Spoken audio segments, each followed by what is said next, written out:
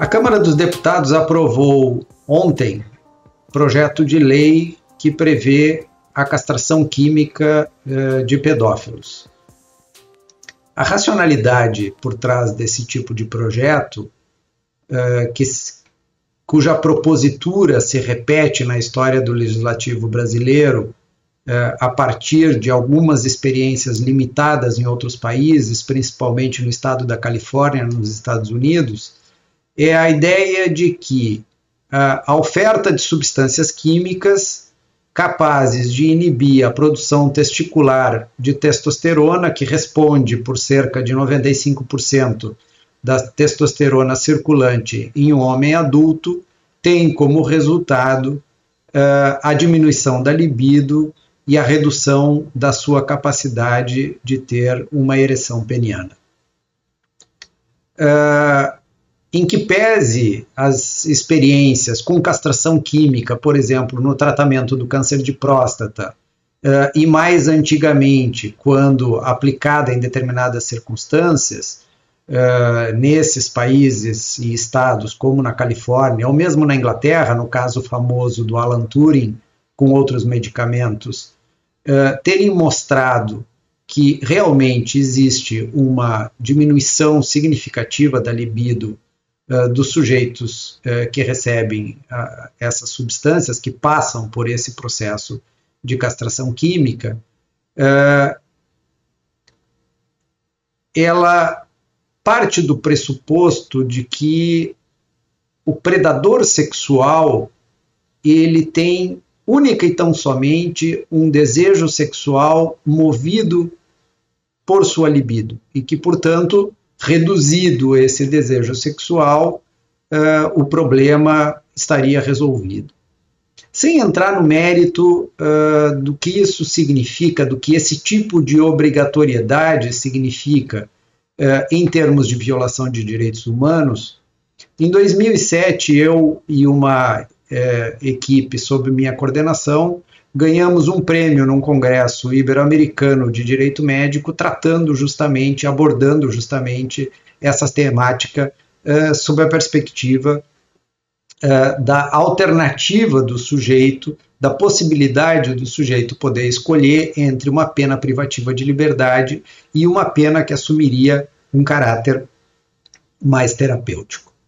Sem entrar no mérito também, não apenas dos aspectos em direitos humanos, em geral, com a obrigatoriedade, mas também do que significa em termos de direitos humanos, a opção, essa opção entre a pena privativa de liberdade e o tratamento medicamentoso, que não seria exatamente uma opção livre do sujeito. O fato é que as evidências científicas que sustentam o argumento de que a castração química é efetiva na redução da libido não sustentam o argumento de que essa redução da libido seja efetiva na redução do comportamento predador sexual. Porque salvo o objetivo seja inibir o desejo sexual de qualquer um que não se enquadre no modelo vigente e socialmente aceito, o objetivo de tal medida é evitar o comportamento ofensor. Portanto, não se trata de controlar qual o objeto de desejo do sujeito, mas se o sujeito irá ou não atuar em direção a esse objeto, que é um objeto proibido no nosso meio social pelas nossas regras sociais e culturais, que são as crianças, e, portanto, que merecem a total proteção. Então, não é a mesma coisa nós entendermos que o medicamento funciona para a redução da libido e, consequentemente, funciona para a redução do comportamento ofensor, do comportamento predador de pedófilos predadores, porque esse seria o foco da nova legislação. E, nesse sentido, na melhor das hipóteses, as evidências são controversas. E por que são controversas? Os estudos são pequenos, mal desenhados, não raros, significativamente enviesados, e o viés começa na própria seleção da amostra. Os sujeitos que optam ou decidem se submeter ao tratamento medicamentoso são aqueles sujeitos que se percebem como ofensores, que sentem culpa por serem agressores sexuais de crianças e, portanto, querem cessar o próprio comportamento. Então, há um componente motivacional nisso que antecede o próprio uso da medicação. Esse componente motivacional, como existe nos pacientes, por exemplo, com câncer de próstata, é fundamental para que o tratamento seja inicialmente bem sucedido.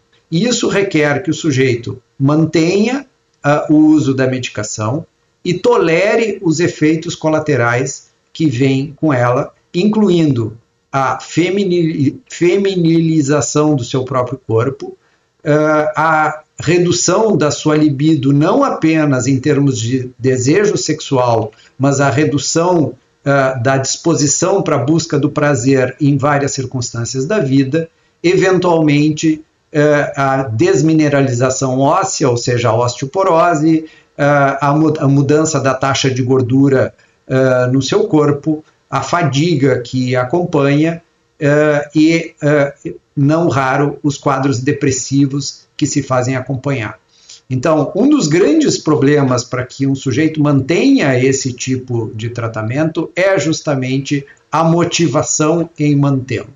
E neste caso, os trabalhos, os estudos que mostraram bons resultados com usuários de castradores químicos são trabalhos em que eles estavam dispostos a modificar seu comportamento. E esses trabalhos, quando comparados, por exemplo, com outras medidas terapêuticas, como a psicoterapia dirigida para o comportamento ofensor, não se mostraram superiores, ou seja, a castração química não se mostrou superior ao tratamento psicoterapêutico. Então, isso nós vemos em vários comportamentos compulsivos e em vários comportamentos aditivos, como, por exemplo, o tabagismo, tá? Onde o uso de medicação associado à psicoterapia e associado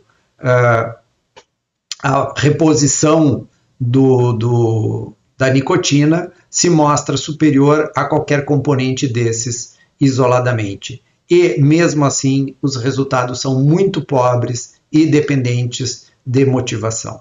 Então, é preocupante que esse projeto tenha sido aprovado nesse contexto, sem um debate, se não social, científico adequado sobre as evidências de resultados. Ele pode colocar em risco outras medidas mais significativas. Os seus resultados são, no mínimo, controversos e não há nenhuma expectativa realista de que venham a diminuir a taxa de ofensividade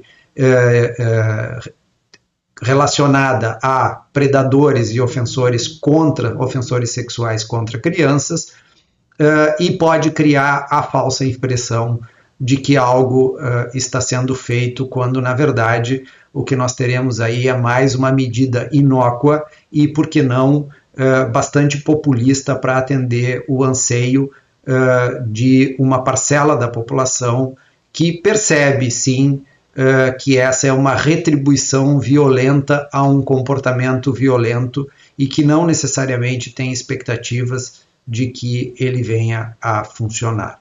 As evidências científicas disponíveis até o momento são, no mínimo, controversas e não sustentam essa expectativa. Veremos como se dará a evolução desse projeto no Senado e se efetivamente a comunidade científica que trata com a violência sexual, nós não estamos discutindo os efeitos dessa medicação no terreno da urologia, não estamos discutindo os efeitos dessa medicação, se ela reduz ou não reduz a libido.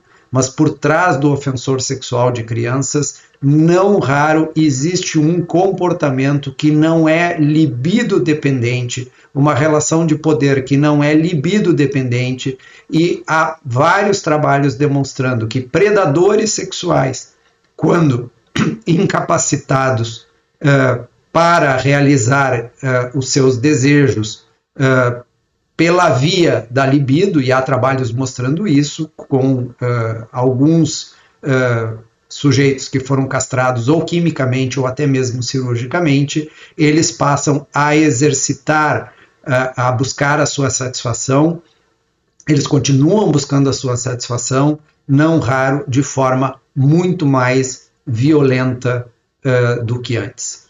Portanto, há muito para ser discutido se nós queremos efetivamente abordar o problema da violência sexual contra crianças, do que aprovar um projeto de lei de caráter absolutamente populista, que cria a impressão de que algo está sendo feito, quando, na verdade, nada estará sendo feito. O modo com que os traumas vivenciados lá de trás se colocam nesses crimes e está totalmente estruturado nessa demanda, nesse funcionamento de desenvolvimento psíquico, né? Então é através da psique que esses registros, né, vão sendo modulados e o indivíduo atua para lidar com os próprios sofrimentos, os traumas, ou projetando nos outros a raiva que tem com coisas vivenciadas. E isso está ligado à estrutura emocional, né? A castração química não apaga isso. Então, esse tipo de vivência pode até, talvez, atenuar um ou outro caso, mas é até perigoso pensar nisso, porque tende a sociedade, às vezes, a apagar, tipo, esse cara foi castrado quimicamente, então a gente não se preocupa mais com ele. E o abusador é um potencial perpetuador dos abusos, ele não para, né? É um funcionamento distorcido e perverso de ele se conectar... De não se conectar, né? É uma limitação de conexão que é detonando ou desestruturando o outro, né? Bom, tem sido muito comentado sobre esse projeto de lei aprovado pela Câmara dos Deputados sobre castração química. E tema interessante, tema polêmico, tema que a gente já conhece há muito tempo. Alguns países já adotam a castração química para predadores sexuais, para estupradores. Não é um tema absolutamente novo, inovador no Brasil. É um tema que no mundo já tem sido colocado em pauta e alguns países já testaram. E aí vem a nossa grande questão relativa à utilização de fármacos para que você faça a castração química dessa pessoa. Nos países em que isto é adotado, nós não temos a diminuição do número de crimes. Pelo contrário, tem demonstrado que não faz eficácia. Talvez tenha um efeito para as pessoas, intimidador, né? Como aquele efeito de qualquer pena, quando você aumenta a pena, você intimida a pessoa. Só que esses efeitos que nós chamamos no direito de prevenção geral negativa, que é pela intimidação do outro, os estudos mostram que ele tem uma eficácia muito pequena, porque normalmente ele intimida quem já não praticaria o crime. Aquela pessoa que vai praticar o crime, ela não se sente intimidada, não é isso que faz ela deixar de praticar o crime. Então, a castração química, além de ser um tema polêmico, de ordem constitucional, você obrigar uma pessoa a se submeter a uma castração química para ela obter a liberdade, e aí você pode colocar, está no texto que é voluntário, mas voluntário até que ponto? Se mantém os mesmos requisitos para a pessoa obter o livramento condicional. E é isso que está no texto. Para que a pessoa obtenha o livramento condicional, ela tem que se submeter à castração química e ainda observar os outros requisitos. Então eu só estou colocando um requisito a mais, uma condição a mais para que essa pessoa seja colocada em liberdade. E com certeza isso vai ser levado ao Supremo Tribunal Federal para discutir se isto viola privacidade, intimidade, saúde e assim por diante. Por outro lado, além da castração química, aí nós temos duas questões importantes, que são dois cadastros, um que já existe desde 2020, pela Lei 14.069, que é o Cadastro Nacional dos Condenados por Crime de Estupro. E o outro que surgiu agora com a Lei 15.035 de 2024 e que também foi reforçado pela Câmara dos Deputados ontem, pelo nosso Congresso, então, ontem, que é o Cadastro Nacional dos predadores sexuais, dos pedófilos, e isso é importantíssimo. Este cadastro vai trazer para a gente informações como nome, CPF, tempo de condenação, o crime que ele foi condenado. E isso é importante porque você precisa saber quem são aquelas pessoas que estão próximas a você que já foram condenadas com decisão transitada em julgado. Então, você precisa apenas parar para pensar quem é que vai estar dentro daquele cadastro? Qualquer pessoa acusada de um crime? Segundo uma ação que já tramitou no Supremo Tribunal Federal, que é a ADI, Ação Declaratória de Inconstitucionalidade 6620-6620, se você quiser consultar, pesquisa lá depois. Constitucionalmente, o Supremo Tribunal Federal já falou o que precisa observar para que isso seja válido esse cadastro.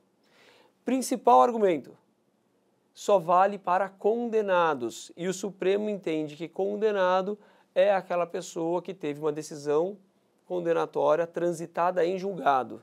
Então você não terá informações das pessoas que estão respondendo ao processo, mas apenas daquelas pessoas que já responderam ao processo, já foram julgadas, já foram condenadas e não cabe mais recurso. Talvez seja pouco. Talvez a gente precisasse ter ido um pouquinho além, porque os processos eles tendem a ter um tempo muito grande de tramitação. E isso pode ser necessário a gente ter o nome das pessoas que estão sendo acusadas. Da vítima, jamais. Jamais. E isso o Supremo também já declarou que não pode ter acesso aos dados da vítima. Perfeito. Jamais. Mas daquele que está sendo acusado, por que não?